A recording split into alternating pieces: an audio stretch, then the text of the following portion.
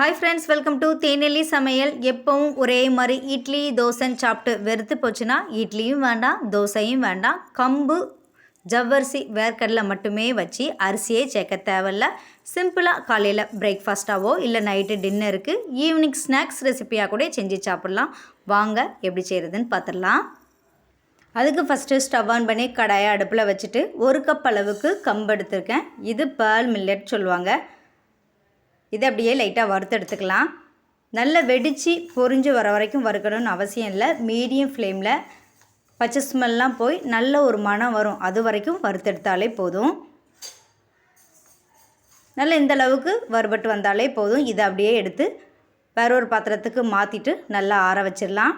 இப்போ அதே கடாயில் 1 கப் அளவுக்கு மாவு ஜவ்வரிசி எடுத்திருக்கேன்.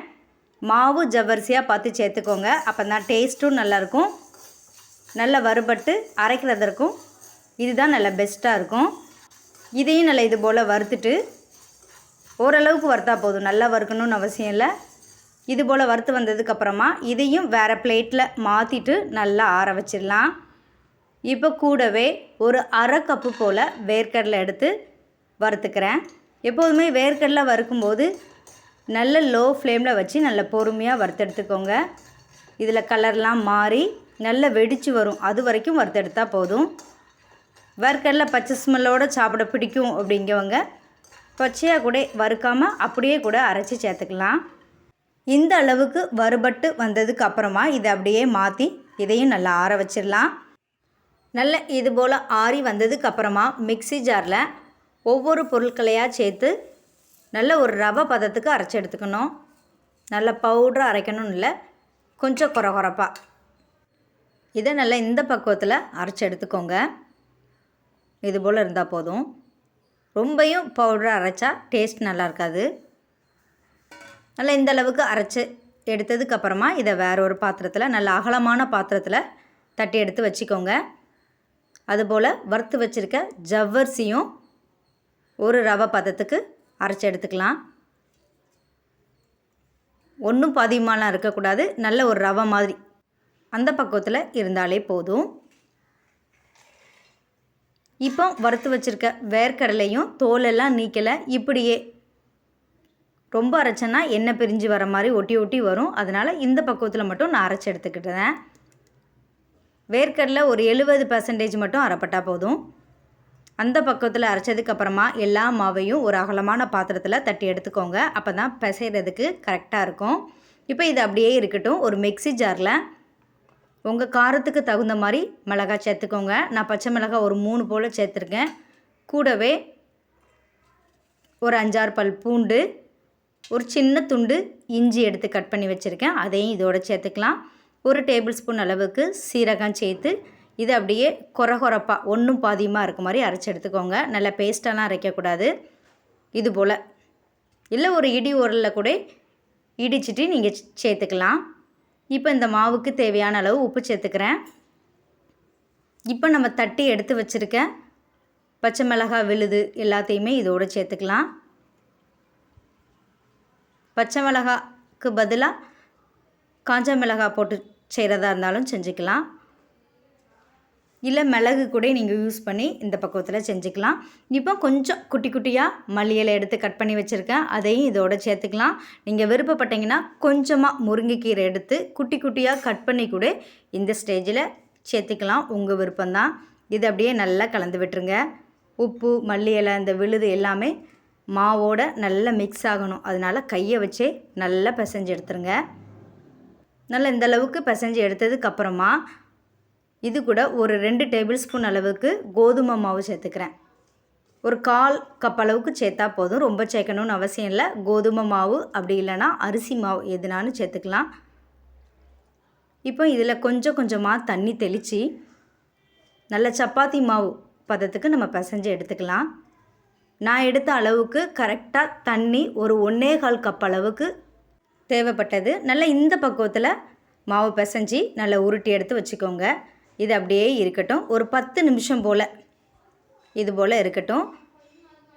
இது வெயிட் பண்ணுற நேரத்துக்குள்ளே இதுக்கு ஒரு சிம்பிளாக ஒரு சட்னி அரைச்சி எடுத்துகிட்டு வந்துடலாம். மிக்ஸி ஜாரில் கொஞ்சமாக தேங்காய், நல்ல ஒரு சில்லு அளவுக்கு தேங்காய் சேர்த்துக்கோங்க. காரத்துக்கு ஒரு 3 பச்சை மிளகாய், ஒரு சின்ன துண்டு இஞ்சி, ஒரு 4-5 பல்லு போல் பூண்டு, சின்ன வெங்காயம் ஒரு 4. சின்ன வெங்காயம் இல்லாத பட்சத்தில் பெரிய வெங்காயம்லாம் சேர்க்க வேண்டாம். கொஞ்சம் உப்பு, கொஞ்சம் மல்லி இலை சேர்த்து இதை அப்படியே கொஞ்சம் கொரகொரப்பாக அரைச்சி எடுத்துகிட்டு வந்துடுங்க.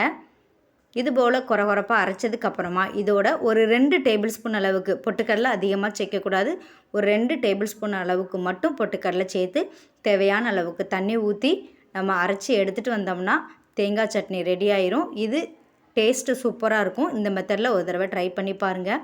உடனே சாப்பிட்றதா இருந்தால் புளி வைக்க வேண்டாம். இல்லைனா ஒரு சின்ன துண்டு புளி கூட வச்சு நீங்கள் அரைச்சி எடுத்துக்கலாம். கட்டியாகவும் வைக்கலாம், தண்ணியாகவும் வைக்கலாம். இதுக்கு ஒரு சின்னதாக தாளிப்பு கொடுக்கறதுக்கு ஒரு தாளிப்பு கரண்டியில் எண்ணெய், கடுகு, கொஞ்சம் வெங்காயம், கருவேப்பிலை, பெருங்காயத்தூள் சேர்த்து தாளித்து கொட்டினீங்கன்னா அருமையான தேங்காய் பொட்டுக்கடலை சட்னி ரெடி ஆயிரும். இது டேஸ்ட்டு ஹோட்டல் ஸ்டைல் மாதிரியே இருக்கும். நீங்கள் இந்த மெத்தடில் ட்ரை பண்ணி பாருங்கள். இது இட்லி, தோசை அதுக்கு மட்டும் இல்லை, சப்பாத்தியோடு சாப்பிட்றதுக்குமே அவ்வளோ பெஸ்ட்டு காம்பினேஷனாக இருக்கும். ட்ரை பண்ணி பாருங்கள். இப்போ ஒரு சட்னி ரெடி ஆகிற கேப்லே நமக்கு மாவு கொஞ்சம் வெயிட் பண்ணால் போதும். இப்போ தேவையான அளவுக்கு மட்டும் இதிலேருந்து ஒரு சின்ன உருண்டைகளாக எடுத்து கையில் ஒரு சின்னதாக ஒரு அழுத்தம் கொடுத்து உங்களுக்கு விருப்பமான ஷேப்பில் கொலக்கட்டை சைஸ்லேயோ இல்லை சிலிண்டர் ஷேப்லேயோ எதுனாலும் எடுத்துக்கோங்க. நான் இன்றைக்கி சர்க்கிள் ஷேப்பில் தான் எடுத்திருக்கேன். இதுபோல் எல்லாத்தையுமே நான் உருண்டைகளாக உருட்டி எடுத்து வச்சுக்கிறேன். நல்ல இந்த பக்கத்தில் கொஞ்சமாக மாவு எடுத்து நல்ல இதுபோல் சின்னதாக அழுத்தம் கொடுத்துட்டு அதுக்கப்புறமா இப்படி உருட்டினீங்கன்னா நல்ல உருண்டை பக்குவத்தில் ரெடி ஆயிரும். எப்படி இருக்குன்னு பாருங்கள்.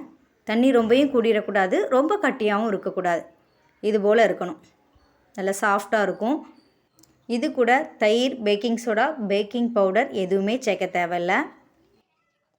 இப்போ இதை ஒரு ஸ்டீமரில் வச்சும் எடுக்கலாம். அப்படி இல்லைனா இட்லி பாத்திரத்தில் நம்ம உருட்டி வச்சுருக்க எல்லா உருண்டைகளையுமே சேர்த்து அவிச்சு எடுத்துடலாம். ஒரு 10 நிமிஷம் வேக வச்சு எடுத்தாலே போதும். சிம்பிளாக ரெடி ஆயிரும். இப்போ இட்லி பாத்திரத்தில் தண்ணி நல்லா கொதித்ததுக்கப்புறமா நார்மலாக இட்லி அவிக்கிற மாதிரி ஒரு 10 நிமிஷம் அவிச்சு வேக வச்சு எடுத்திங்கன்னா இந்த அளவுக்கு ரெடி ஆகி வந்துடும். எப்படி சூப்பராக ரெடி ஆகிருக்குன்னு பாருங்கள். எப்பவும் ஒரே மாதிரி இட்லி, தோசைன்னு செஞ்சு சாப்பிடாமல் நல்ல ஹெல்த்தியாக கம்பு, ஜவ்வரிசி, கொஞ்சம் வேர்க்கடலை மட்டுமே வச்சு செஞ்சு பாருங்க. இது நோய் எதிர்ப்பு சக்தியை அதிகரிக்கும். உடலை நோயிலேருந்து பாதுகாக்கிறதுக்கு ரொம்ப யூஸ்ஃபுல்லாக இருக்கும். கம்பு, வேர்க்கடலை ரெண்டுலேயுமே இரும்பு சத்து அதிகமாக இருக்கிறதுனால இரத்த சோகை வராமல் தடுக்கும். ஹெச்பி லெவலை நல்லா இன்க்ரீஸ் பண்ணி கொடுக்கும். நான் எந்த அளவுக்கு சாஃப்டாக இருக்குதுன்னு பாருங்கள். இதுக்கு பெஸ்ட்டாக இந்த தேங்காய் சட்னி அவ்வளோ ஒரு டேஸ்ட்டாக இருக்கும். இது காலையில் பிரேக்ஃபாஸ்ட்டுக்கு இல்லைன்னா நைட்டு டின்னருக்கு கூட செஞ்சு சாப்பிட்லாம். இல்லை ஈவினிங் ஸ்கூல் போயிட்டு வர பசங்களுக்கு இந்த மாதிரி செஞ்சு கொடுத்தீங்கன்னா அவங்களும் நல்லா விரும்பி சாப்பிடுவாங்க, வேண்டான்னு சொல்ல மாட்டாங்க. கம்பில் கால்சியம், மெக்னீஷியம் அதிகமாக இருக்கிறதுனால எலும்புகளுக்கு நல்லது, இதய ஆரோக்கியத்துக்கும் ரொம்ப நல்லது. நான் எடுத்த அளவுக்கு ஒரு 19 மீடியம் சைஸில் ஒரு 19 உருண்டைகள் கிடச்சது. நீங்களும் இதே மெத்தடில் ட்ரை பண்ணி பார்த்துட்டு எப்படி இருந்துச்சுன்னு கமெண்ட் பண்ணுங்கள். இந்த வீடியோ உங்களுக்கு யூஸ்ஃபுல்லாக இருந்துச்சுன்னா தேனிலி சமையலை சப்ஸ்கிரைப் பண்ணுங்கள். Thank you friends.